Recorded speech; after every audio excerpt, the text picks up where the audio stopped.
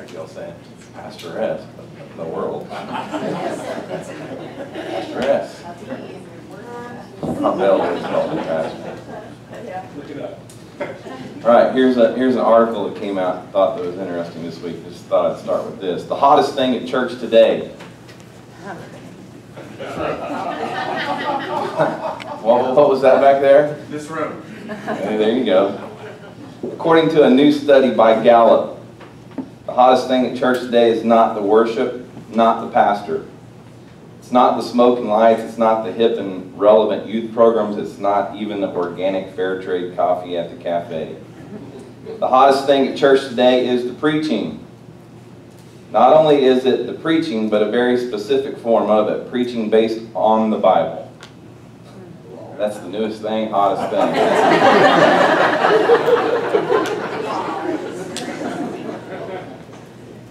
And just like that, decades of church growth, bunkum is thrown under the bus, as Christianity Today says, despite a new wave of contemporary church buzzwords like relational, relevant, and intentional, people who show up on Sundays are looking for the same thing that has long anchored most services, preaching centered on the Bible.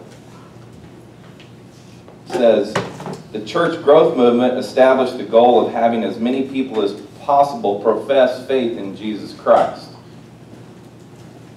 This is what I was taught in seminary too, by the way. To do this, it would need to make the church attractive to unbelievers. This demanded changing the services to make them seeker-friendly, changing the music to make it more contemporary, and even changing the gospel to make it less offensive. Of course, it also demanded changing the preaching to make it more palatable, and that meant preaching themes and principles rather than preaching the Bible itself. Pragmatism is so ingrained in the very fabric of the church today that it's extremely difficult to root out. Churches that have been immersed in it have to battle tooth and nail against its seductions. They need to retrain themselves to look to what appears to work, but to what the Bible demands. It says it should come as no surprise that God's people want God's Word. A baby wants nothing more than his mother's milk because he needs nothing more than his mother's milk. A Christian wants nothing more than God's Word because there's nothing he needs more than God's Word. The Christian may not know it or be able to verbalize it any more than the baby can, but within every true believer will be a deep hunger to be fed by spiritual food, food that is found only in the Word of God. Those churches that committed to preaching endless series of sermonettes for Christianettes were starving their people. They were starving sheep in order to entertain goats. Now Gallup assures us that we've gotten it wrong, that what Christians want is the straightforward preaching of the Bible. And this guy that wrote this blog said, here's the thing. Eventually Gallup or Barna or someone else will come up with a new poll that will display results, and mere bandwagoners will veer to this new course. Their deep-rooted pragmatism will drive them to the next big thing. But people who are convinced from the Bible that there is nothing better than to preach the Bible will stay the course. Even when the Bible-based preaching is the very last thing people want, these pastors will know it. It is the very first thing that they need.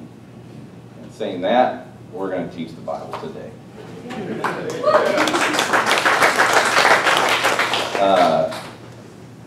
Yeah, let's just go into it. No comment needed.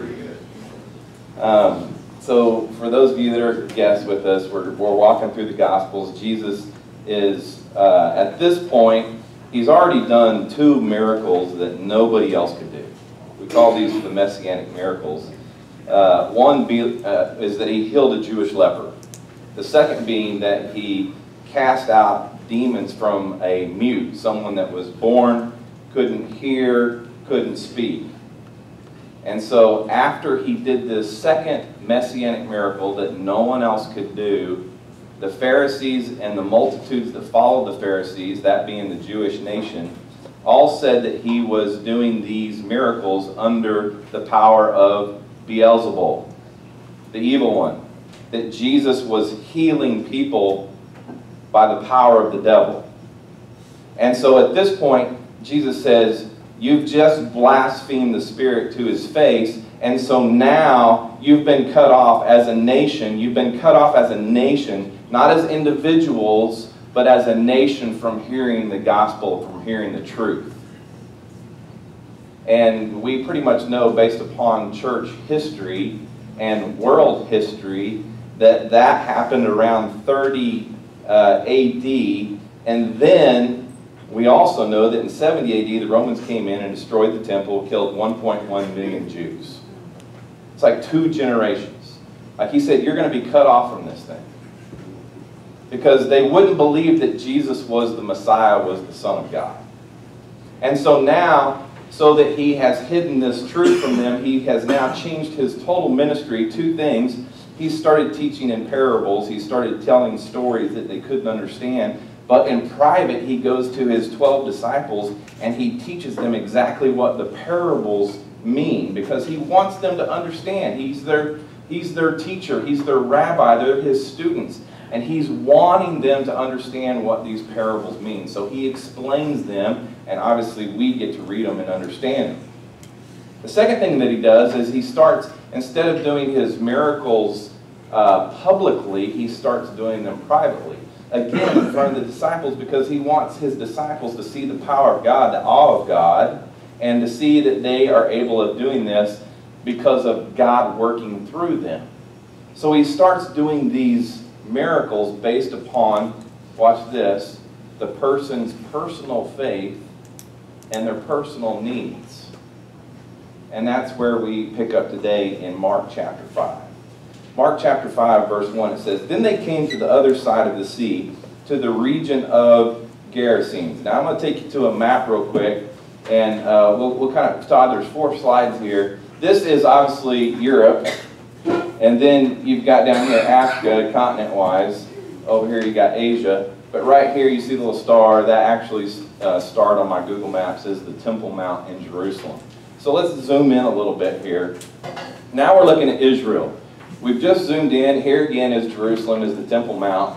And you've got the Dead Sea, you've got the Jordan River, and you've got the Sea of Galilee.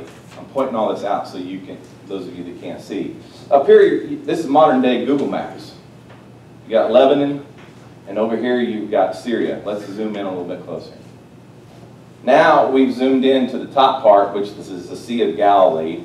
And up here is Capernaum. This is where Jesus did most of his ministry in those days. Back over here was Nazareth. That's his hometown, and we'll touch on that here at the end of the message today. But the Jordan River comes out of here and goes into the Dead Sea. One more slide. Zoom in a little bit closer. Now we're actually talking about this area that we just read about in Mark chapter 5. It's the east side of the Sea of Galilee. And this is interesting. If you, on Google Maps, you can see these dotted lines. But it says this is the ceasefire lines that were established in 1974 between Syria and Israel. Look at this. And then you've got this line right over here that comes up the Sea of Galilee. In 1949, Israeli and Syrian armistice line. Like, this is when Israel was established as a state. I mean, like, is that crazy? I mean, we're talking about like Old Testament here. We're talking about Abraham, Isaac, and Ishmael. This is today.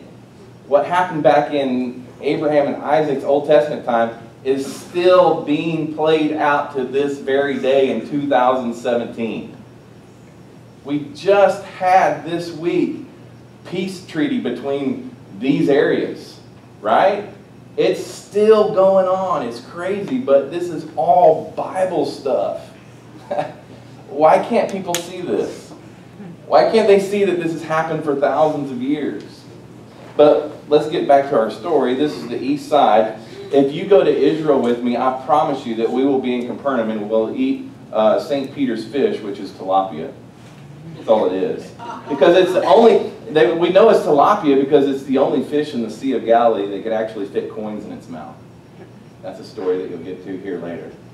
All right, and then we'll come around here. Up here is the Sermon on the Mount where that took place. Jesus gave the Beatitudes. You can see that. But then we're going to come right over here where Jesus is talking. We'll actually climb this cliff.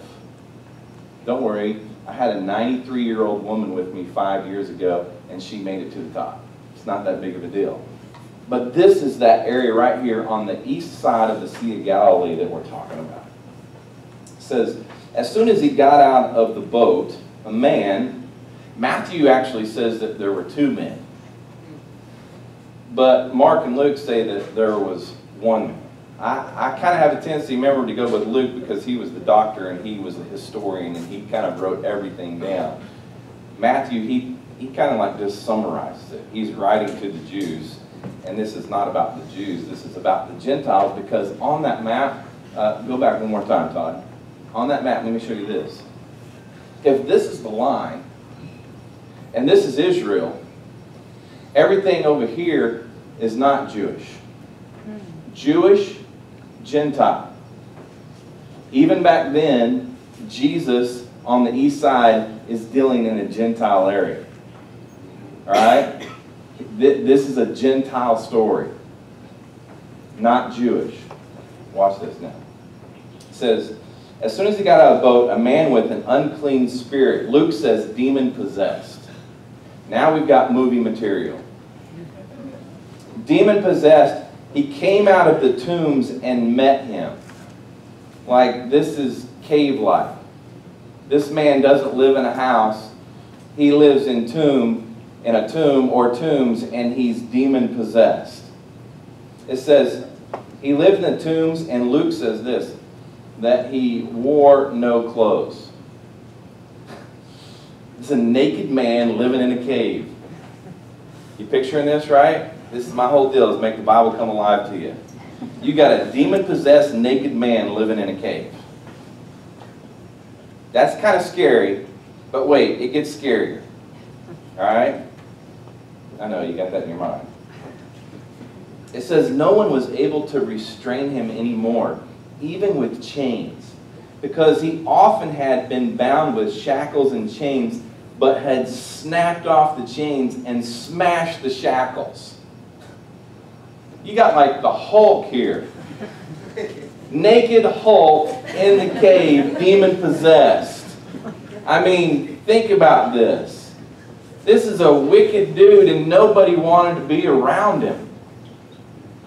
It's like no one was strong enough to subdue him. And always, night and day, he was crying out among the tombs and in the mountains and cutting himself with stones. So now you've got this Hulk-like creature, naked. He can't be bound. He's living in the tombs. He's constantly crying out, and he's constantly hurting himself physically. We think cutting's like a new thing with our teenagers. This dude says he was doing it back then. This is like 30 AD. He's cutting himself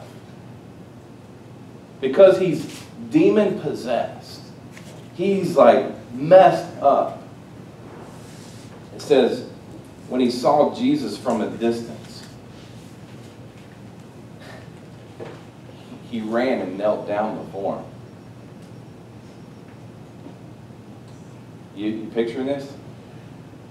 Like Jesus strolls up in that area, this wicked, demon-possessed man, naked as can be, unshackled, comes out of the tombs, goes up to Jesus and kneels down before him. He's demon-possessed, and he knelt down before Jesus. Think about it. It says, and he cried out with a loud voice, "What do you have to do with me, Jesus, Son of the Most High God?" A man is demon-possessed and recognizes that this is the Son of God. That's crazy. What does that tell you? Even the demons realize that Jesus is the Son of God. The Pharisees can't see that he's the Son of God, but the demons can see that he's the Son of God. Are you kidding me? He says, "I beg you before God, don't torment me." For he had told him.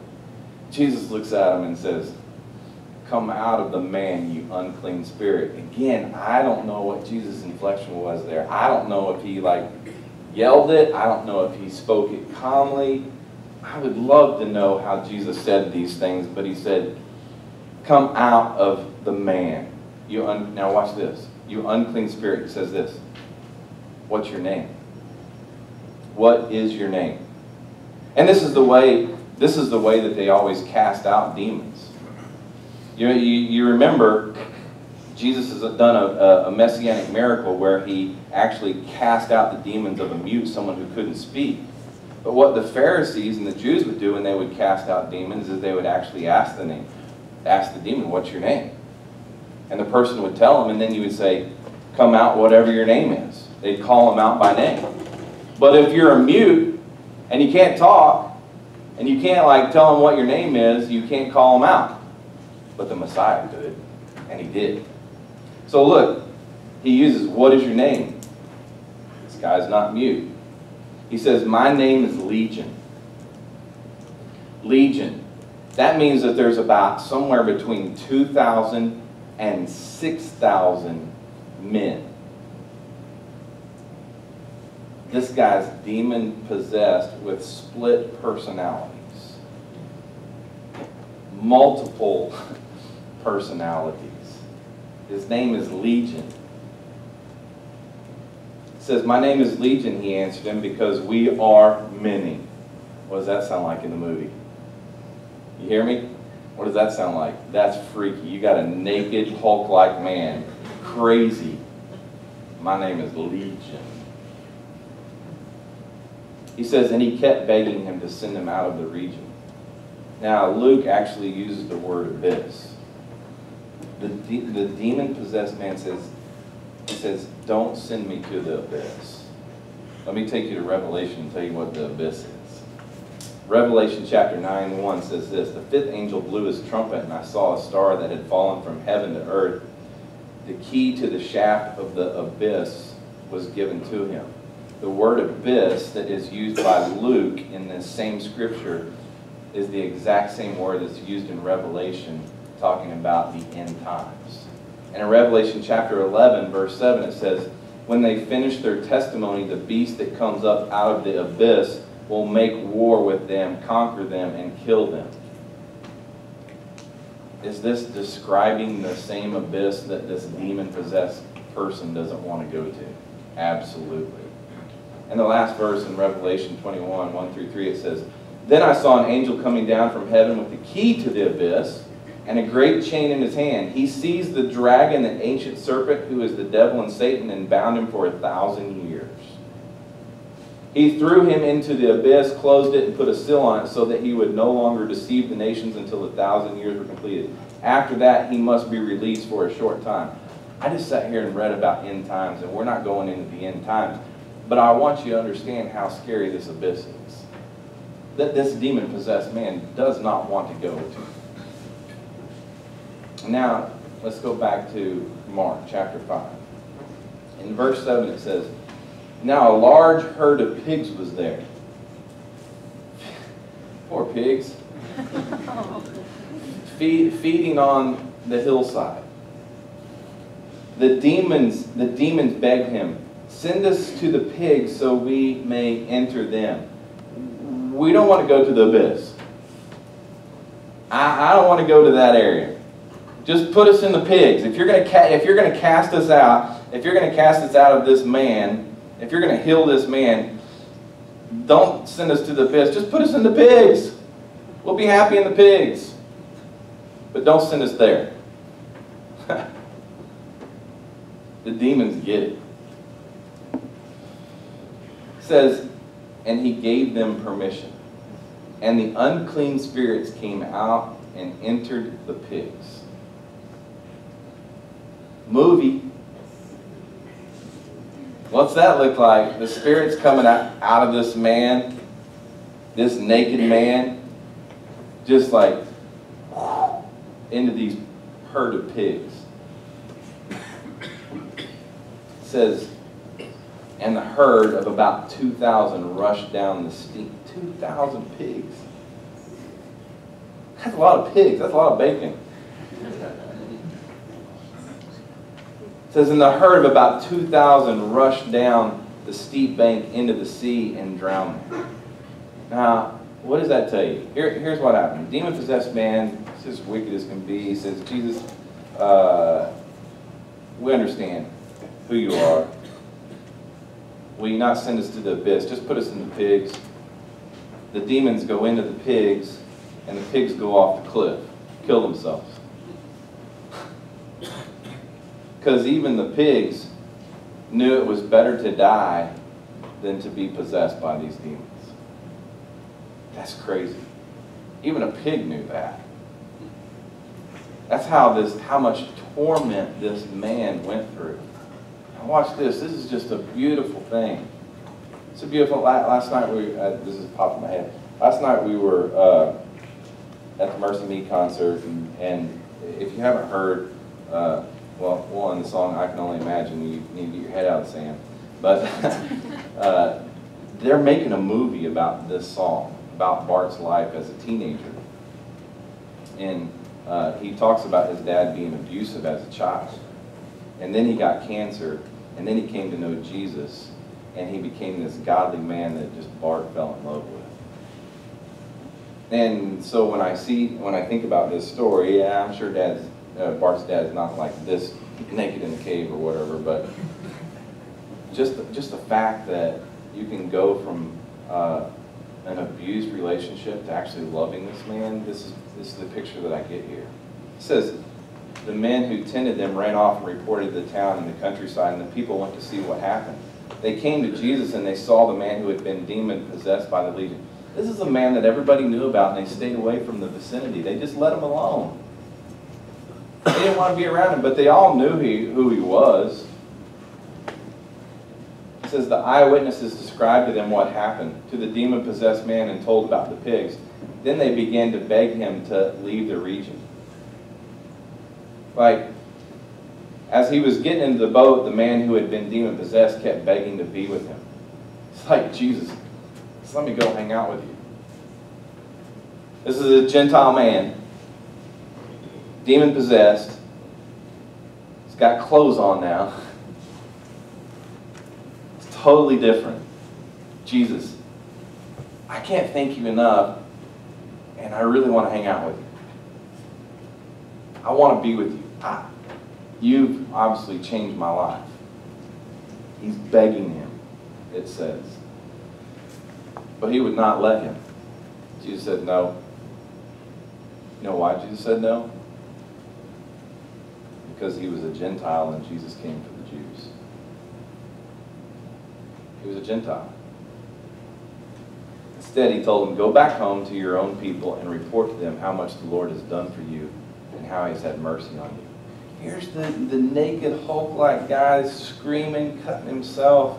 Nobody wants to be around him, and he's walking around town as a decent gentleman with clothes on, and everybody's going, what? That, my friends, is the awe of God when you see that. That's the awe. That's crazy. Now, let's get this straight. Because you read all throughout the Gospels, Jesus says, go and tell them what God has done in your life. And then other times he's like, don't tell anybody what I just did. Go tell, don't tell. Go. It sounds like Jesus is kind of whacked here. But remember this. This is a Gentile. The Jews have already been cut off. He's going back, it says, Luke says he goes back to the Decapolis, which is the 10 towns that he's around. And he starts going, look what Jesus, the Son of God, did to me.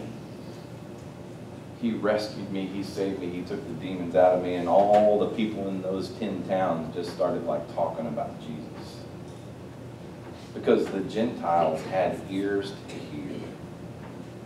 The Jews did not. The Gentiles had ears to hear. It says, so he went out and he began to proclaim in the Decapolis how much Jesus had done for him, and they were all amazed. The awe of God. It's the same story that's found in Luke chapter 8, parallel there. So let's go on. Mark chapter 5, verse 21. Changing stories here. It says, when Jesus had crossed over again by boat to the other side, Jesus was on the east side. Now he's got in a boat and he's going over to the west side. This is where modern day Tiberias is. Go with me to Israel. That's the first night we stay. We stay in a hotel in Tiberias. Good to promote this thing, you know. When Jesus crossed over again by boat to the other side, a large crowd gathered around him while he was by the sea. Luke actually says the crowd welcomed him because they were expecting him. Hey, Jesus is coming. You want to get healed. You want to see some pretty cool things. You better be here. So when Jesus got there, they're like, yeah, Jesus is here. He's here. He's here. I can't wait to say that. One of the synagogue leaders, if you're a synagogue leader, you're a what? Pharisee or Jew. Remember, this is on the west side of the Sea of Galilee. We're now back into Jewish nation, Jewish territory. It says, one of the synagogue leaders named Jairus came, and when he saw Jesus, he fell at his feet. Jewish synagogue leader fell at Jesus' feet. Why did he fall at Jesus' feet? Let's think about this for a second. And kept begging him. He wanted something. He fell at Jesus' feet because he wanted something. My little daughter is at death's door. Oh, now it makes sense. Come and lay your hands on her so she can get well and live. Now, being a Jewish leader, he had to be torn. He really had to be torn.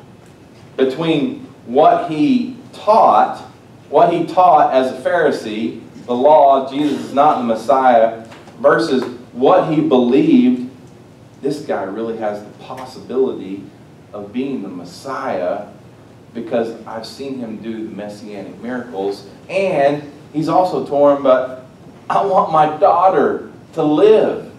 He's got like 3 things going on here. What do I do? And so he's really at the mercy of Jesus. Save my daughter.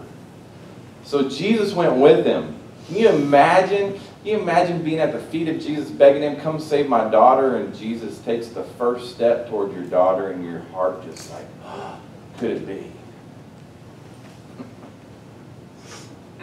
So Jesus went with him, and a large crowd was following and pressing against him.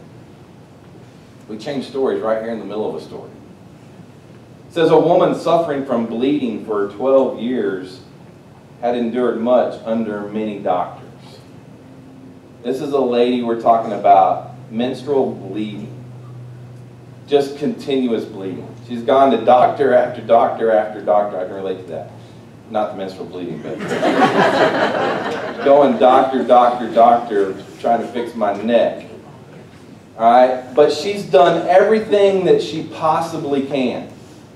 And now this Jesus, this miracle worker, this guy, I've got to get close to him.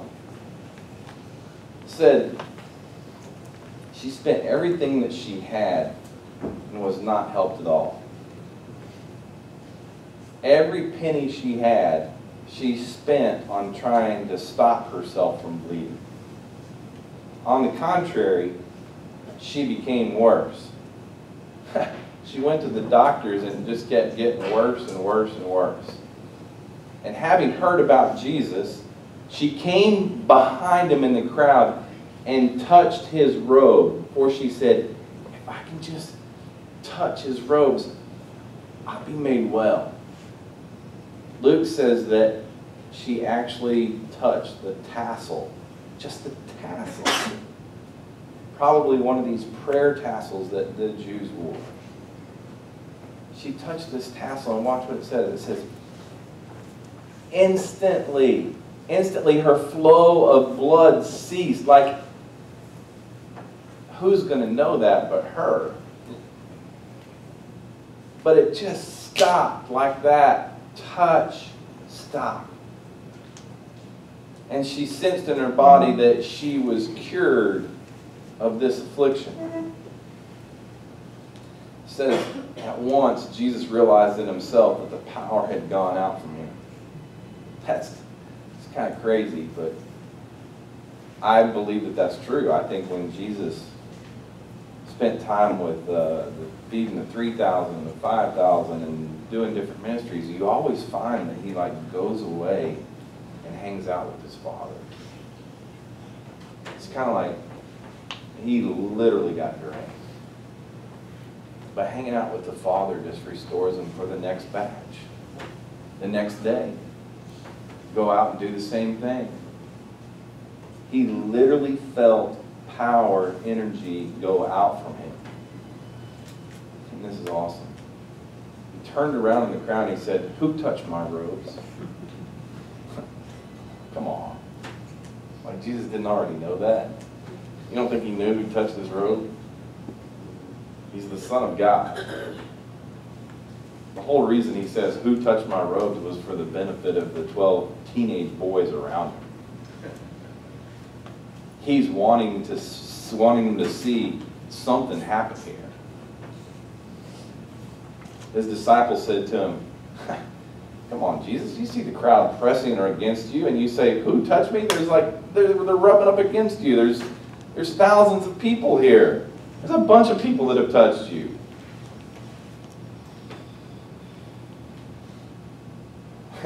Jesus said, "Who touched my robes?" And Luke said they all denied it. I didn't touch you. Not me. I didn't touch it. You got people, people are just reaching out and touching them, and everybody's like, not me. And Peter's the one that said, "Come on, Jesus." Of course it's Peter. You'll hear a lot more entertaining things about Peter as we go through these Gospels. Luke 8:46 actually says this: "Someone did touch me," said Jesus. "I know that power has gone out from me." Can you imagine? Who touched me? Come on, Jesus. Everybody's touching you. No, not us, not us. I know somebody touched me. Who touched me? And eventually, this lady, it says, so he was looking around to see who had done this. Then the woman, knowing what had happened to her, came with fear and trembling. Just touched his tassel. Fell down before him and told him the whole truth. Not like, "I went to this doctor and they said this, and I went to..." No, that's not the truth that she's telling him. Luke 8 says this, 8:47 says, "In the presence of all the people, she declared the reason she had touched him and how she was instantly cured." "I just had an issue and I needed to touch your robe, so I did, and now I'm cured." Told him the whole thing. And Jesus looks at her and he corrects her.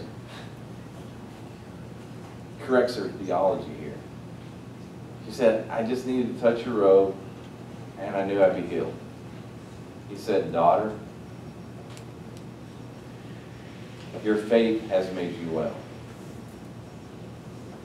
It wasn't the touching of the robe. It was your faith. Your faith that I'm the Messiah. That's what makes you well. Go in peace and be free from your affliction. You're good. You're good. Healed. No more. Just because you believe. You believe that I'm the Son of God. You believe that I'm the Messiah. We're in Jewish country. Remember, the Jews as a nation are blacked out, but not as individuals. Individuals still can know. Obviously, Jairus has come to save his daughter. And it says this: while he was still speaking, Jesus is talking and people come up and they interrupt him. Because while he was still speaking, people came from the synagogue leader's house. This would be Jairus. We're back to that other story. While he's on his way to Jairus' house, he had this whole episode. And now his servants have come to him and said to Jairus himself, "Your daughter's dead. She is stone cold. Why bother the teacher anymore? Just let him go about doing his thing. She's gone." But when Jesus overheard what was said, he told the synagogue leader, "Hey, don't be afraid. Just believe." I'll heal her. Luke says, he said, I'll heal her. He literally told the man, I'll take care of her. But she's dead. She's stone cold. You're going to take care of her? What's this dad thinking? Is he believing? Is he doubting? What would you be doing? It says, he did not let anyone accompany him except Peter, James, and John, James' brother.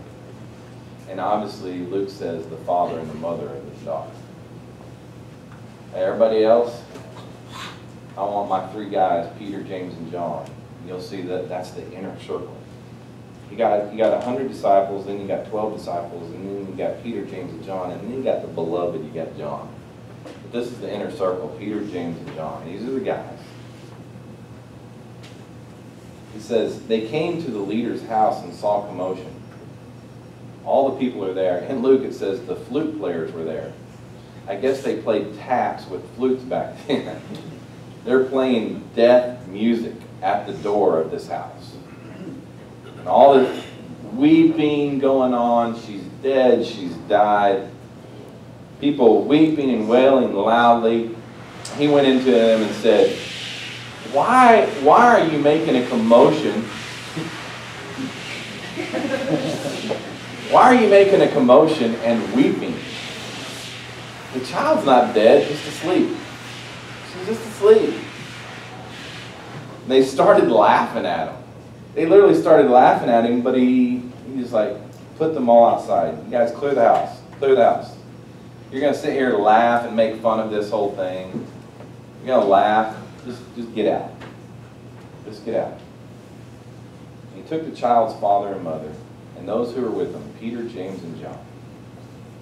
And he entered the place where the child was.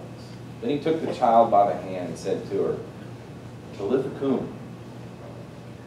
Talitha kum. Which is translated, little girl, I say to you, get up. I say to you, get up. What's the dad doing as soon as he says Talitha kum?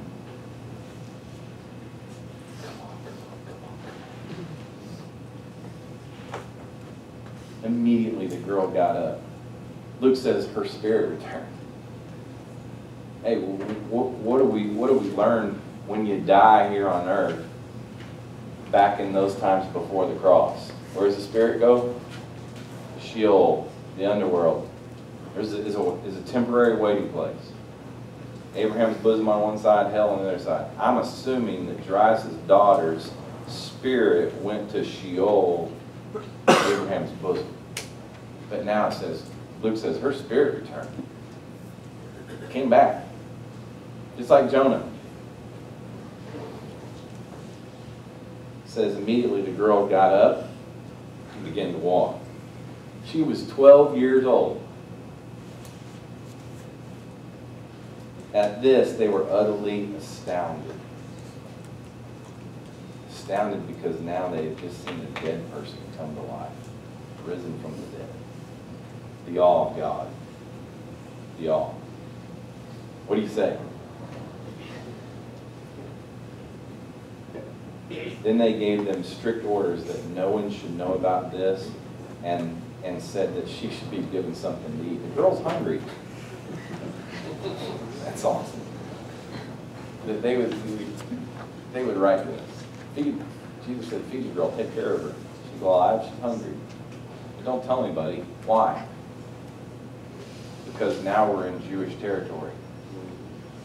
And we don't want them to know what the Messiah has done. Don't tell over here. You can tell over there, but don't tell over here. This was all personal, inside the house, not public. Then it says, Matthew actually says the news spread throughout the whole area. Don't tell, but the news spread anyway. You know how it goes. Of course, if you go out publicly say they're dead, and all of a sudden she's walking around, of course they're going to. Real quick, Matthew 9. It says, as Jesus went from there, 2 blind men followed him, shouting, have mercy on us, son of David. These men recognized that he is the Messiah. Because remember, the Messiah comes through the lineage of David. And they just said, Son of David. Like, you coming through the lineage of David, you have to be the Messiah. When he entered the house, and again, when he entered the house, he goes from public to private. The healing again now is based upon personal faith and personal need. The blind man approached him, and Jesus said to them, do you believe I can do this? Yes, Lord, they answered. Two guys following Jesus. Yes, Lord, I believe. Then he touched their eyes. Did he need to touch their eyes? Absolutely not. But he touched their eyes, 4 eyes, saying, let it be done for you according to your faith, because you believe. And their eyes were opened. Then Jesus warned them sternly, be sure that no one finds out. Why? Jewish. But they went out and spread the news about him throughout the whole area. How do you keep it quiet when the awe of God is apparent?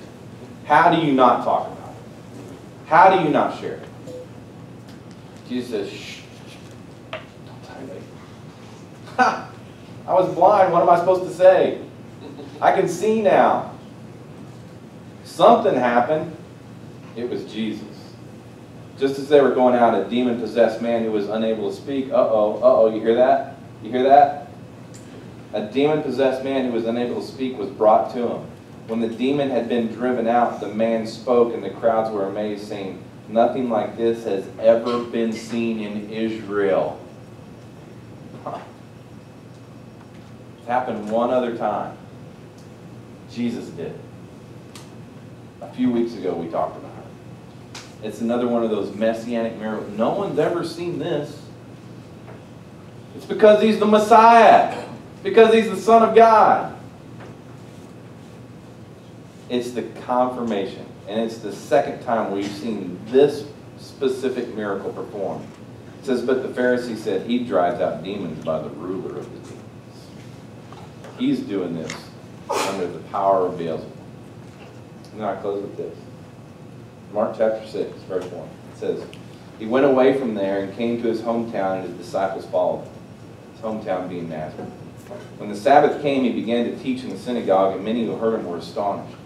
Where did this man get these things, they said? What is the wisdom given to him, and how are these miracles performed by his hands? Isn't this the carpenter's, the son of Mary, and the brother of James and Joseph, which is actually translated Joseph, Judas, and Simon? And aren't his sisters here with us? So they were offended by it. Like, literally, these people just said Jesus has half-brothers and half-sisters. Obviously, when Jesus was born, Mary was impregnated by God, not by Joseph. And she had Jesus. But then, as they were married, they had kids. So now, these, even though they have the same mother, they have different fathers. God being the father of Jesus. Not Joseph. Joseph was like his earthly father.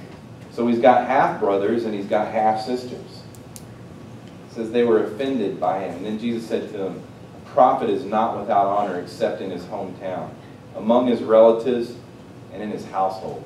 Like Jesus said, I'm back home, and my own people don't even believe that I'm the Son of God. They watched him grow up. He can't be the Son of God.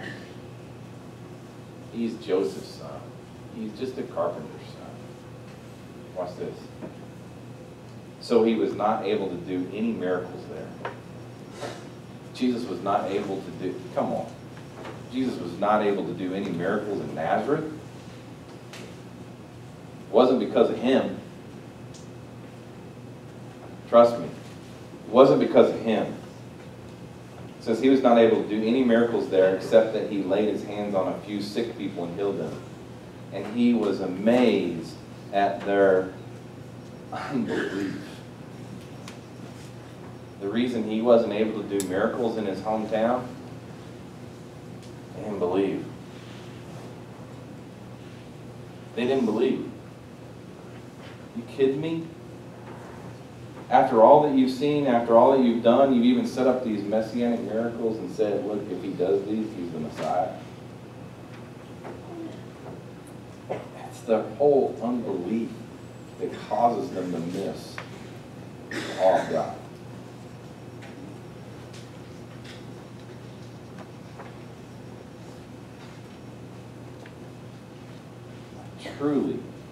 Truly, as I come to understand the Gospels, the more I believe, the more I'm able to see this awe, not only in the Scripture, but just everyday life. I really pray that you're able to look and see what God's doing. It's not just happenstance, y'all. God is alive, and He is moving, and He is working in us as believers. I truly believe that. And if you open your eyes, you're going to see some pretty amazing things. Father, I pray that you would just do that. I pray that you just open our eyes, that you allow us to see. Thank you for your word. Thank you for Matthew, Mark, Luke, and John, just their stories that they were able to communicate effectively. And we know what an adventure you lived here, those brief years here on earth. But thanks for coming here and just showing us who you are, showing us how much you love us. And I pray for those in this room, Lord, they could experience that same awe, that I could experience that same awe, that you would do that this week. And I pray this in Jesus' name.